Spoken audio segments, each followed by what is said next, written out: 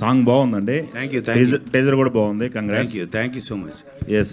అయితే ఇప్పుడు అందరికీ వచ్చే డౌట్, మీరు కథ విన్నారు, చెప్పింది నచ్చిందన్నారు, బట్ ఈ పేరు కంటే ముందు ఆలోచన వేరే పేరు ఏమైనా చేశారా? వేరే ఆర్టిస్టులతో ఏమైనా అనుకున్నారా?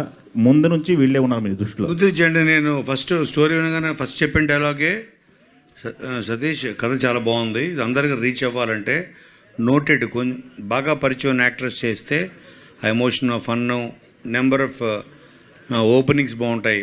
అలా ఉంటేనే కథ ఎక్కువ మంది, ఎందుకంటే ఇవాళ మనకు తెలుసు కదా, సినిమా అన్నది దాని లైఫ్ ఫస్ట్ 3 days, గట్టిగా ఎక్స్ట్రాడినరీ అంటే 1 week. సో తక్కువ దాని లైఫ్ స్పాన్ ఉంటుంది సినిమాది. అంత తక్కువ టైంలో ఎక్కువ మంది చూడాలి అంటే నీ కథని, నీ ఎమోషన్ని, బాగా noted actors plus best performance. మనకి పెర్ఫార్మెన్స్ కావాలి, వాళ్ళిద్దరు చేస్తే నేను సినిమా చేస్తాను చెప్పాను అంతే. సో ఇక ఎవరు చూడడం ఏమీ లేదు ఇంకా. ఓకే.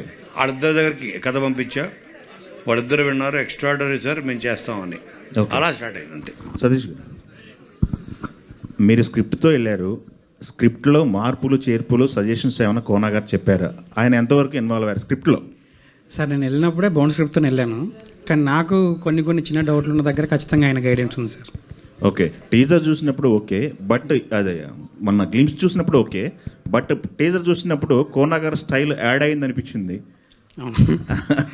ఆ ఫన్ అంతా కోనా సార్ లాగే నేను, అంటే ఆయన ఇన్స్పిరేషన్, చాలా బాగా కామెడీ రాస్తానని నేను నమ్ముతున్నాను. ఆయన కూడా అందుకే కనెక్ట్ అయ్యాడు స్టోరీ చెప్పినప్పుడు అని బిలీవ్ చేస్తున్నాను సార్ నేను. Okay sir. రోషన్ సార్, ఈ సినిమాతో పాటు ఎన్ని సినిమాలు చేస్తున్నారు? ఈ సినిమాకి ప్రమోషన్ కానీ లేకపోతే ఈ సినిమాకి జనాల్లో తీసుకెళ్ళడానికి ఎంత టైం కేటాయిస్తున్నారు? కోన గారికి డేట్స్ ఇస్తున్నారా లేదా మీరు? లేదు సార్, పూర్తిగా ప్రమోషన్స్కి కేటాయిస్తున్నాను సార్. బట్ ఏదైతే ఆ చిన్న వర్క్స్ ఏవైతే ఉన్నాయో సడన్గా ప్లేస్మెంట్స్ రివర్స్ అవ్వడం వల్ల జస్ట్ మిస్ అవ్వడం జరుగుతుంది అంతే. ఇప్పుడే స్టేజ్ మీద మాట్లాడారు, ఆల్రెడీ షూటింగ్ నుంచి వచ్చాడు, హరిబరిగా ఉన్నాడని చెప్పేసి. అవునండి, షూటింగ్ నుండి అయితే వచ్చాను. ఓకే. శ్రీదేవి గారు, మీ పరిస్థితి ఏంటండి? ఫుల్ ఫ్లెడ్జ్డ్గా కేటాయిస్తున్నారా? ఫుల్ ఫ్లెడ్జ్డ్గా ఇక్కడండి బ్యాండ్ మేళం. ఓకే. కోనగారు ఇక్కడ హాయ్ అండి.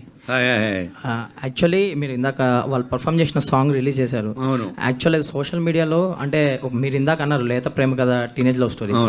సో ఇలాంటి లవ్ స్టోరీలో అలాంటి మాస్ నెంబర్ అవసరమా అనే కొన్ని కామెంట్లు కూడా వస్తున్నాయి సోషల్ మీడియాలో. సో దాని మీద ఏం చెప్తారు? అంటే ఇది కమర్షియాలిటీ కోసం యాడ్ చేసిన సాంగ్ కాదే. మీకు చూస్తే సినిమా చూస్తే అదవుతుంది ఫ్లోలో. ఈ సినిమా బ్యాక్ డ్రాపే ఒక folk songs back drop. Yadagiri అనే క్యారెక్టరు అందరూ చదువుతోనే పైకి రాలేరు, టాలెంట్ ఉన్నా కూడా పైకి రావచ్చు. చదువు రాని వాళ్ళందరూ పనికి రాని వాళ్ళ కింద కాదు లెక్క. నేను టాలెంట్తో నేను ప్రూవ్ చేసుకుంటా అని ఒక ఛాలెంజ్ తీసుకుని ఫోక్ సాంగ్ బ్యాక్ డ్రాప్లో తన ఫ్రెండ్స్ తోటి ఒక బ్యాండ్ పెట్టి pure folk songs back drop సినిమాకి. చాలా ఉంటాయి ఇందులో ఫోక్ సాంగ్స్, మీరు రేపు సినిమా చూస్తే అర్థమవుతుంది. దాంట్లో వాళ్ళ కాంపిటీషన్ కోసం ఒక వీడియో తయారు చేయాలి. దట్స్ ద ఫినాలే లాగా ఒక ఆడియో కంపెనీ. సో దానికోసం వాళ్ళు తయారు చేసుకున్న సాంగ్ ఇది.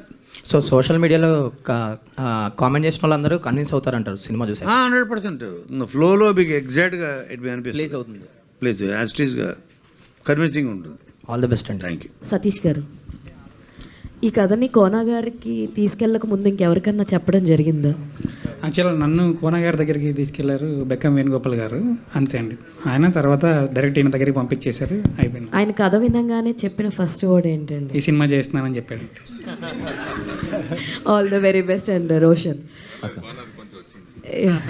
హాయ్ రోషన్, చాలా ఇంట్రెస్టింగ్గా ఉంది. అంటే నువ్వు ఎలా చూస్ చేసుకుంటావు కథలు అన్నది నీ ప్రతి సినిమాలో నువ్వు చూపిస్తున్నావు ఆడియన్స్కి, నేను ఎంత బిలీవ్ చేస్తాను అని చెప్పి. అంటే వాళ్ళ లవ్కి నువ్వు తగ్గట్టే నీ ఎఫర్ట్స్ చూపిస్తున్నావు. అయితే ఇందులో ఇన్స్ట్రుమెంట్ ప్లే చేస్తూ ఉన్నావు కదా, సో కొత్తగా నేర్చుకున్నవి ఏమైనా ఉన్నాయంటే? ఇన్స్ట్రుమెంట్స్ నేర్చుకున్నావు అంటూ అంతగా ఏం లేదు, బట్ నాకు డ్రమ్స్ ప్లే చేయడం వచ్చు, పియానో మటుకు 2-3 సాంగ్స్ అంతే. సో అది నాకు చాలా ఈజీ అయింది కూడా. All the very best. Thank you. Kona గారు సార్, ఇందాక చాలామంది డైరెక్టర్స్ వచ్చారు కదా, డైరెక్టర్స్ మాట్లాడుతుంటే మీకు ఎలా అనిపించిందో తెలియదు, కానీ వాళ్ళు మీ సినిమాల గురించి మాట్లాడుతుంటే అన్నీ మైండ్లో తిరుగుతున్నాయి. అండ్ తర్వాత మీరు ఇప్పుడు మాట అన్నారు, సినిమా స్పాన్ తగ్గిపోయింది, 3 రోజులు వారం రోజులు వచ్చేసిందంటే ఆ మాట చాలా గట్టిగా తగిలింది నాకు. ఎందుకంటే మీరు రాసిన సినిమాలు కొన్ని అసలు ఇప్పుడు కూడా ఒక సీన్ గుర్తుపెట్టుకుంటే నవ్వు వస్తుంది. అంతమంది పీపుల్ లైఫ్లో ఒక పార్ట్ అయిపోయినాయి మీ సినిమాలు. బట్ మీరు ఒక మాట అడుగుతాను నేను, మీరు బాధపడినా పర్లేదు కానీ ఏమైపోయారు సార్ అదంతా? ఎప్పుడు సార్ మళ్ళీ కంబ్యాక్? ప్రతి సినిమా మనకి కంబ్యాక్ అనుకుంటాం.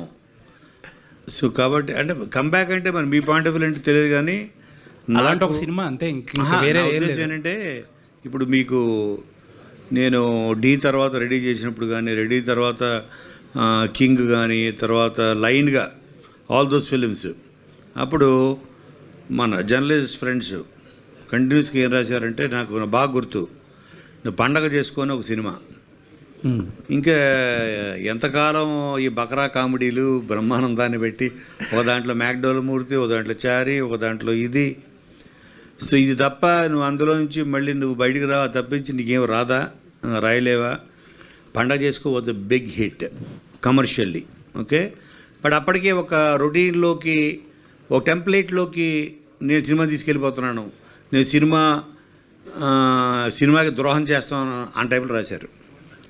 సో అప్పుడు నేను చెప్పాను వాళ్ళందరికీ, చూడండి కరెక్టే, రొటీనే, నవ్వడం కూడా రొటీన్గా నవ్వేశారు, రొటీన్గా వచ్చే కలెక్షన్లు, రొటీన్గానే మళ్ళీ అయిపోయింది సక్సెస్. కాబట్టి రొటీన్ అన్నది మన లైఫ్లో పొద్దునే నిద్ర లేచిన తర్వాత బ్రష్ చేసుకుంటాం, రొటీనేగా. అది కూడా అమ్మ కనబడితే, బెస్ట్ ఫ్రెండ్ కనబడితే హగ్ చేసుకుంటాం, రొటీనేగా. సో సర్టన్ థింగ్స్ ఏది పాజిటివ్ చూడాలో అది నెగిటివ్గా చూడడం అది స్టార్ట్ చేస్తే నేను అప్పుడు దట్ ఈస్ వన్ ఓకే, సరే మనం కూడా వేరే కూడా చేయగలము, వేరే ఎమోషన్స్, డెప్త్ ఉన్న ఫిల్మ్స్ అని నిన్ను కోరి చూస్ చేయడం జరిగింది. ఐ థాట్ అది నాకు అది ఒక ఏమంటారు శీల పరీక్ష అనుకున్నా. So I'm capable of even handling emotions. మళ్ళీ కంబ్యాక్ అంటే ఇప్పుడు మీ ఉద్దేశం మళ్ళీ రెడీ, కింగ్, దూకుడు, అదుర్సు ఆ టైప్ అనా మీ ఉద్దేశం? ఏమో సార్, మీరు రొటీన్ అయిపోయినా పర్వాలేదు, మళ్ళీ ఆ కామెడీ ఇప్పుడు ఇందులో మీరు చూశారు, ఇందులో కామెడీ బాగానే ఉంది కదా. ఇప్పుడు రే ఈ ప్రకృతి ఎట్లా సిగ్నల్ ఇస్తుందా అంటే ఇక్కడ ఫోన్ సిగ్నల్ రావట్లే, అది నేను ఆన్ ద స్పాట్ నాకు అనిపించి సతీష్ పెడదాం, ఓకే సార్ అని. అలాంటి ఎన్నో పంచెస్ ఉంటాయి.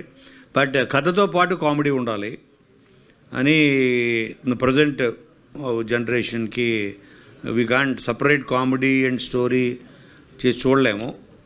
ఆ పాయింట్ ఆఫ్ వ్యూలో this is definitely a comeback film mark with Satish hand అని ఫీల్. సార్ మీరు ఈ పోస్టర్స్లో వేయలేదు కానీ టీజర్లో కనిపించింది క్రియేషన్ అండ్ ప్రొడక్షన్ అని చెప్పి. అవును, అంటే ఏంటి ఖచ్చితంగా మీ రోల్ ఏంటో డిఫైన్ చేసి చెప్పండి. అంటే క్రియేషన్ అంటే ఇప్పుడు నేను దాని ఏమంటారు, ఇప్పుడు స్క్రీన్ ప్లే సైడ్ చాలా సీన్స్లో కొన్ని డైలాగ్ టచెస్, అలాగే everything right from the costume దగ్గర నుంచి, లొకేషన్ దగ్గర నుంచి, it's a kind of A show runner అనుకోండి, ఓటీటీలో షో రన్నర్ లాగా ప్రతిదీ I took some decisions because వీళ్ళకి ఫస్ట్ టైమర్, అందుకని ఎక్స్పీరియన్స్ అటు screen play side, direction side, I'm sorry writing side, dialogue side, అన్నిట్లో I have my role in it prominently.